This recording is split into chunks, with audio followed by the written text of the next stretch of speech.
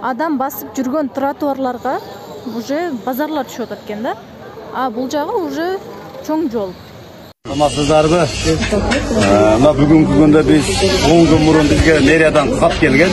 Мэриянын каттын негизинде, мэриянын тапшырмасынын негизинде бүгүнкү 10 күндөн бери биз борбордук базардын ичиндеги лото, тротуарлар бекитип койгон жерлерди биз бүгүнкү күндө ачып жатабыз. Мына бүгүнкү күндөгү мынау жер тротуар тосуп турат. Мына тосуп турат тротуарды. Буларды ham ачабыз, каласа. Бул жер мындай жер эле. Мына бул жерде бүгүнкү күндө биз тротуарларды ачып, сүндүрүүсүн кылабыз. Бүгүнкү күндө бул тротуарлар каласа, дагы биз 5 күн ичинде шаардагы тротуарлардын бардыгын борбордук базардын ичиндеги бул тротуарларды 5 күндө ачып бүтөбүз.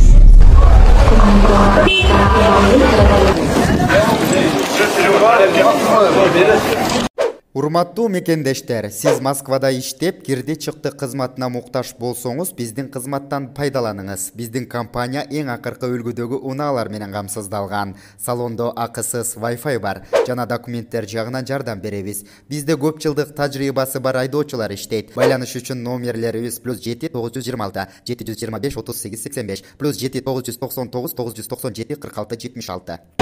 Biz 30 жылдан бери ушерде соода кылабыз. Бизде эмнеден арыктан ушерде 40 сантиметр чыгат эле. Азыр ушерден 2 метр тротуарга жол ачып жатабыз. Ушерде 2 метрди тротуарга кылтабыз азыр. Мурун мындай турганбыз, мындай көрсөңөр болот.